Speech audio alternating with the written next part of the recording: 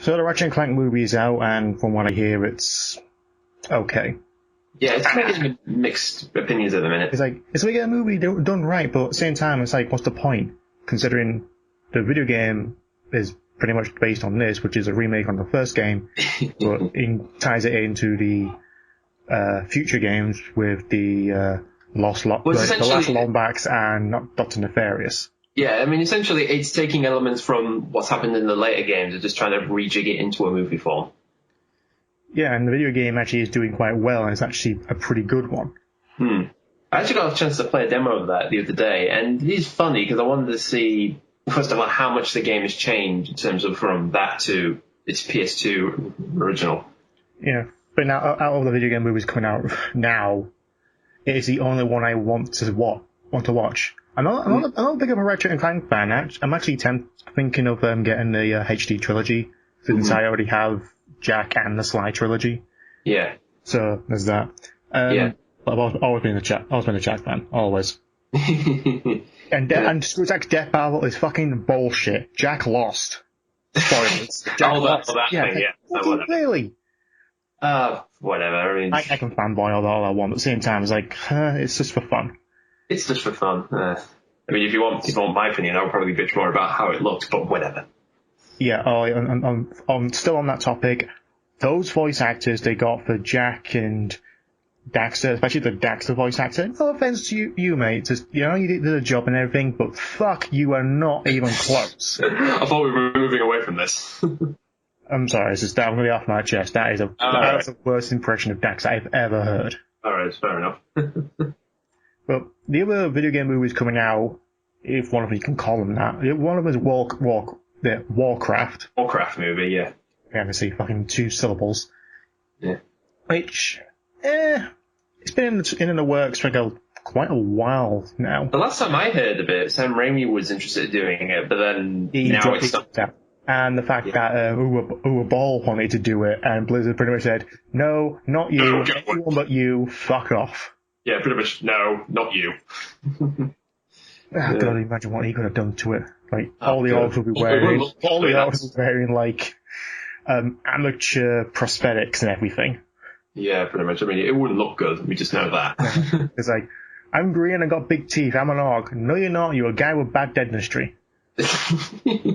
which can be said to a lot of the female ones. In the trailer, like, you see a male orc, like, yeah, that's CGI. It's like, but the female orc, it's a green woman with bit large breasts and bad dentistry. Well, I think that's the idea, the anatomy of a person. It's like, man, make it as big and as manly and as, well, buff as you want. Woman, just keep it humanoid. Basic humanoid woman. More like an alien than an actual orc. Yeah. But the trailer kind of sells on it, but at the same time, it's like, you do know the majority of people playing World of Warcraft are Horde players. They're going to root for the orcs rather than the Alliance. Well, from what I gather, the basic premise of the movie is there's a war between these two factions, and yet one of them, like the two of them, like the human and the orcs, Orc doesn't want to go to war for various reasons, but that's not going to stop it happening. I don't know, the impression I get is like there's a war between the Alliance and Horde with orcs and humans, and the same, but it's like a bigger threat going on. Yeah. It's like Lord of the Rings crossed with Romeo and Juliet, I guess. Yeah, well, two warring factions but they can't work together. Yeah, that type of story. They're very generic. It looks good, but at the same time, Resident Evil looked good, and look what happened to that series. I'll still say the first one is the best one, because that was like a minimum budget, and they pulled it off quite well. Especially it's an all-original story until they fucks over with the canon of characters. Yeah, I think at that point it's basically saying, yeah, this isn't what you think it's going to be. You're like, oh yeah, this is Chris Redfield. No, it's not. Is it Leon Kennedy? No, it's not. No. Yeah. God, Afterlife was the shit. I haven't seen Retribution, but from what I hear from Adam, just don't watch it.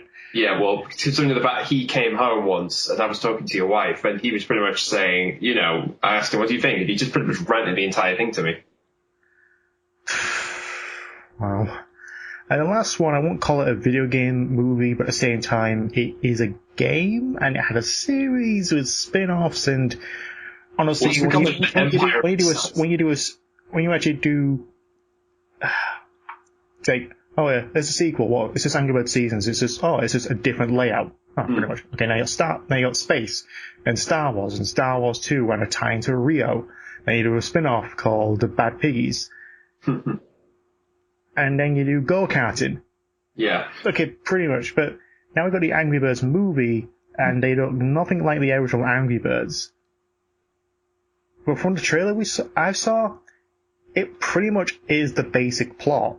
It's like, they introduce the slingshot and everything. Like, like a cannibal, and the pigs steal the eggs. Yeah. And like, we're gonna get angry, and we're gonna fly.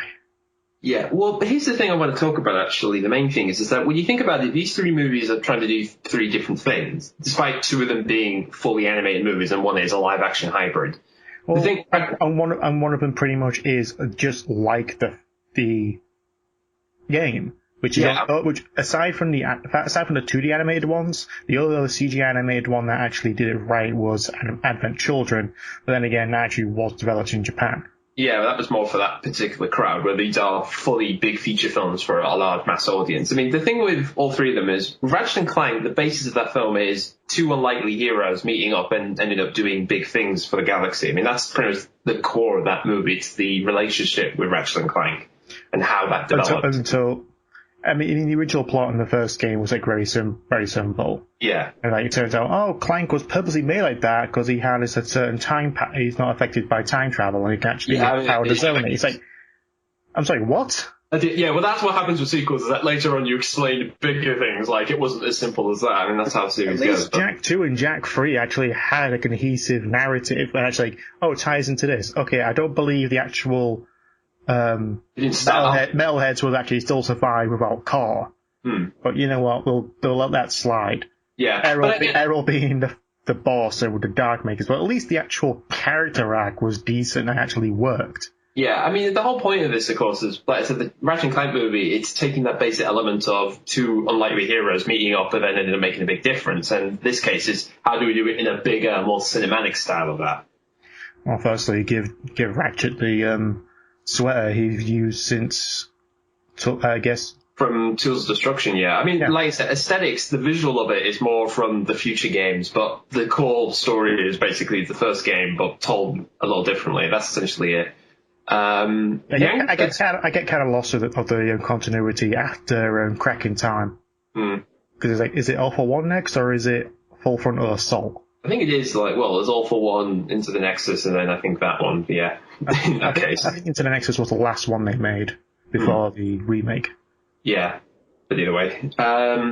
With the Angry Birds movie, the whole premise of that movie, I mean, on the one hand, it's basically how do we get the elements from the game, birds, pigs, slingshot, all that stuff. And it's basically, part of the plot of the movie is about the red bird. He's got a problem, I don't know if that's his real name. But essentially the premise if it's called Red, fair enough, because no one else knows what to call him. Yeah, but essentially the whole premise is that he spent his whole life, slightly ridiculed by other people, and he's become more and more pissed off and a bit of a shut-in and a bit of a passive-aggressive person. And from what the movie is about, it's about a bunch of oddball outsiders who, by their society, is a bit kind of like, oh, there's the angry one. And then these pigs come along, do their gig, and then nick their eggs, and of course it's down to the oddballs to find a way of stopping them. So that's kind of the basic theme of that movie, at least. And like I said, I mean, I haven't seen any of these movies, but I get the idea of what they're probably going to end up being about. In terms of this is how I think the movie will work, because obviously, as with Angry Birds, obviously it's just a silly little premise. It's basically how do you turn that into a full-fledged narrative or something that will last about 60 minutes, 90 minutes in a feature film form. And yeah, I mean, essentially that's pretty much it. And the Warcraft movie, I mean, essentially it wants to become ironically, it's called Warcraft Beginning, so they want it to be a trilogy of movies or a series of films to go on. It has a subtitle? Yeah, it's called Warcraft Beginning now. The fuck? Yeah, but that's what I mean. It's like, even without that, you look at this movie and you think to yourself... You can't just say it's going to be a trilogy of films without the first film being that good. If it's not good, then don't fucking make a sequel. Well, but that's different. Sometimes sequels get made of movies where they never intended to there be another one. That's how the industry works. So it's made this whole story. If you're going to make a first one, at least... Even though the second and third films weren't that good, the Pirates of the Caribbean trilogy, that actually worked, because the first one, it's ended. It was kind of a what next at the end with him looking at the compass. Like, I could do anything. Then the second one, pretty much, and that ended on a fucking cliffhanger. But Yeah, I mean, that was intentional. That movie was going to do fucking well, and the sequel's going to do fucking, and the third film's going to do fucking well because of the actual cliffhanger, but it wasn't even that fucking good, and even that ended on a fucking cliffhanger. Yeah, but that's the whole point. I mean, some movies, you can plan them to be trilogies, or you give them hints that there may be further adventures to do, but it's down to whether people want to do it or not, or there's an audience still want to see it, and that's, a lot of movies do that. I mean, like the Last Airbender, the live-action film, that was, I mean, from even that movie, that had like a sort of, to be continued, but no one's going to give a shit because nobody wants to see another live-action movie of Avatar again. And Super Mario Bros. Yeah, exactly. But again, the thing with these movies is that in terms of the way I see them is in the Ratchet Clank movie is trying to be kind of like a Pixar-like film. And, it's kind of a funny, goofy film, but with a bit of heart.